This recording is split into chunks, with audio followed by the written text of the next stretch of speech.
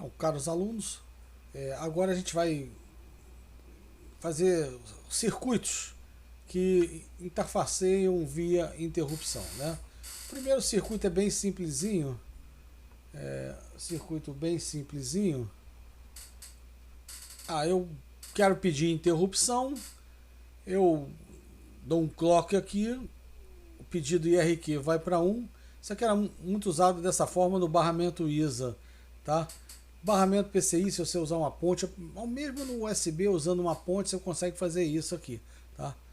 E aí, esse cara fica em 1, e você pode apagar esse pedido usando um bit de I/O ou combinando o chip select com I/O read ou I/O write. Por exemplo, combinando com I/O read ou I/O write é como é feito no teclado, né? Você aperta uma tecla, gera uma interrupção, ele fica em 1.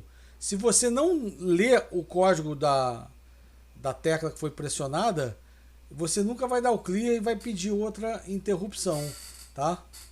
Então esse estilo aqui é muito comum. Um circuitinho simples desse. Então, como é que você faria? Aqui tem uma programação dele, como é que é feita, né? Suponha que ele use a IRQ5. Então você quer, na rotina de interrupção, como é que você faria? Eu vou gerar um reset do pedido, escrevo 1 e depois escrevo 0. Para quê? Ele está em 0 lá. Aí você quer dar um pulsinho para apagar o pedido de interrupção. Aí você escreve 1 e depois tem que escrever 0, senão ele fica apagando para sempre e você não consegue mais pedir interrupção. Tá? Então, esse espaço aqui, ó, aqui é o tempo que ele fez aqui nesse momento é que ele fez escreveu 1 e aqui escreveu 0. Ele gerou esse pulsozinho para apagar o pedido de interrupção que você fez pelo seu circuito. E aqui é o comando de fim de interrupção. É a última linha de código que você tem que colocar em todas as rotinas de interrupção. Lá no Arduino você não precisa colocar, porque ele coloca para você sem você ver, tá? Mas se você for trabalhar com programação direta no PC, tem que botar. Porque você bota a primeira vez e você nunca mais esquece, tá bom? Então esse circuitinho simples. Agora a gente vai passar para um circuito que tem uma aplicação... antes disso, só falar aqui, no controlador escravo, né, o endereço muda de 20 para 0, o valor continua 20. Então se era outport 2020, no escravo não vai ser outport a 0 não, tá? É a 0, 20. O número é 20 para o comando de interrupt, o comando de fim de interrupção. E aqui é o endereço, quem muda é o endereço.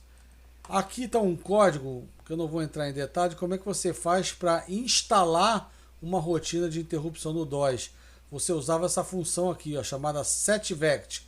Botava o número da interrupção aqui e a rotina, aqui está ISR e IRQ5, que é esse cara aqui, né? ISR e IRQ5, tá? O que estava depois do void. Aqui para habilitar a interrupção e aqui para desabilitar depois. Para desinstalar, não, aqui para habilitar. Para desinstalar, era só você pegar o cara que estava, né? Que eu chamei de ISR velha, que eu li usando essa função chamada getvect. Então, instalar e desinstalar. Então, detalhe fica aí para quem precisar um dia, tá? Aqui o que muda aqui, se for no controlador escravo, que você vai usar, por exemplo, a IRQ9, a gente usou muito naquela placa FPGA, a gente usou a IRQ5 e a IRQ9, tinha duas entradas, 2 pedidos de interrupção por ela. Então a IRQ9 usava a INT71, ok? Então, então tá bom. Bom, agora para o exemplo agora que tem uma aplicação mais prática, né? E eu passava, até alguns anos atrás, eu passava como laboratório para a turma de telecom, eu passava a implementação de um filtro digital. Eu mandava implementar 2 registradores, que já tinham lá até o AD e o DA. Você só precisava implementar a interface entre o barramento e eles, né? O AD e o DA, então eu estou botando aqui que eles vão ocupar o endereço 300 de I/O. Um conversor AD, conversor DA. O conversor AD é só para você é ler. Então o sinal, a gente entra com o sinal analógico e eu vou ler o valor digital dele, AD. E o DA, de digital para analógico, você vai escrever o valor digital e ele vai gerar o valor analógico. Qual é o objetivo? É implementar um filtro digital. Então, como é que eu fazia esse laboratório? Eu mandava eles entrarem com uma onda dente de serra, desculpa, uma onda quadrada, mandava entrar com uma onda quadrada e queria que eles implementassem um filtro passa-baixas. Aí, teoria do Coronel Apolinário. E saísse com uma senoide aqui, tá? Eu vou dizer. Essa aqui era para ser uma senoide. Mas não vai ser uma senoide não, mas era para ser. Tá? Sair com uma senoide. Porque esse cara aqui, se tem frequência F, vocês fizeram uma recordação do curso de cálculo lá do básico, vê que a transformada de Fourier desse cara só tem harmônicos ímpares. Então as componentes da transformada de Fourier desse cara de frequência F são F, 3F, 5F, 7F. Então a transformada de Fourier das componentes pares dá zero. Isso aí é problema de cálculo, tá? Cálculo 1, cálculo 2. Bom, então eles tinham que fazer um filtro passa-baixas para deixar passar a frequência F e rejeitar as frequências, botar a frequência de corte na faixa de 2F, tá? 1,7F, e o filtro assim bem abrupto. E aí na saída saiu uma senoide. Tá. Esse é o laboratório. Só que aqui o problema é mais simples, tá? O problema aqui está muito na moda, esse negócio de média móvel, né? O média móvel seria botar x de n, x de n menos 1, x de n menos 2, somando, né? E dividindo por 3. Média móvel. Só que isso aqui não é uma média móvel, isso aqui é uma diferença maluca. Isso aqui é um filtro passa-faixa, tá? O que é y de n? É a amostra que está saindo pelo conversor DA naquele momento. Eu quero que naquele momento a amostra que sai pelo conversor DA seja 2 vezes a amostra que eu esteja lendo do conversor AD menos a amostra que eu li do conversor AD na amostragem anterior menos a amostra que eu li do conversor AD 2 amostragens anteriores, tá? Então isso aqui é o x de... Vamos botar em domínio do tempo analógico. O 2x de n é o x de t, 2x de t. Aqui é o x de t menos 2 delta, menos ΔT. E aqui x de t menos 2 ΔT, onde ΔT é o período de amostragem. Tá? Aqui ele diz no problema que a sua taxa de amostragem vai ser de 1 kHz. Ou seja, o ΔT seria de 1 milissegundo. A gente vai usar aqueles conversores do capítulo 10 do livro de Elodie, tá? Botamos uma frequência de 1 MHz como clock dela e vamos ligar a saída end of conversion no pedido de interrupção IRQ9. Ou seja, a cada vez que eu terminar de amostrar, gera uma interrupção. Na interrupção eu pego essa amostra. Então a amostragem é de tempos em tempos. Então, na hora de você pedir, tem que fazer essa amostragem de tempos em tempos. Bem regular. Então, aqui uma frequência regular de 1 kHz. Tá? E aí você vai pegar a sua rotina de interrupção, vai pegar e vai processar, fazer a conta e mandar um dado para o DA. Aqui é o AD. Só 1 mega. O Output Enable que eu vou mandar para o barramento de dados é o IO Read End Chip Select 300. Aqui eu estou ligando a IRQ9. Barramento eu só vou ler, tá? Aqui eu estou usando de 0 a 5 volts e o meu dado analógico que eu vou converter está entrando aqui para a entrada em 0, tá?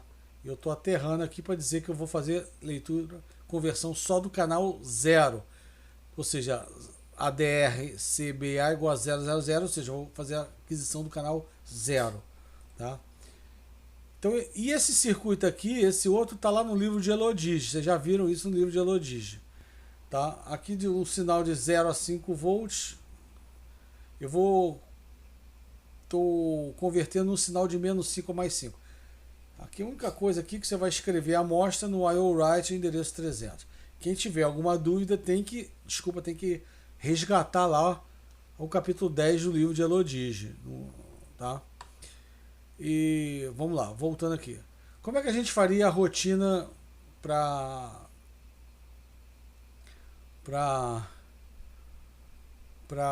filtragem, né? Então a rotina vai ser extremamente simples, a rotina de interrupção. Esse código aqui, como fazer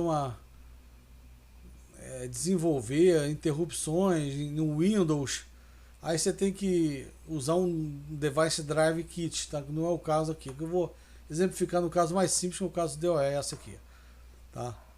Então, por exemplo aqui, no DOS, como é que funcionava aqui no compilador da Borland, né?